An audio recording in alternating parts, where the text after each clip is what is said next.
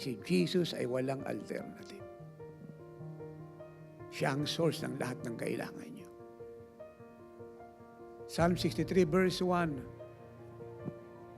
Pagising niyo sa umaga, unahin niyo ang Lord.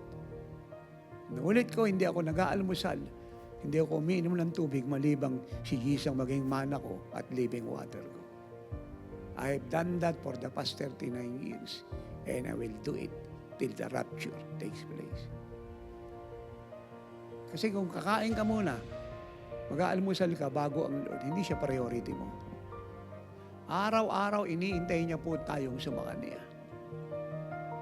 Ang ibig sabihin, pagtulog natin sa gabi, andiyan siya, binabantayan tayo.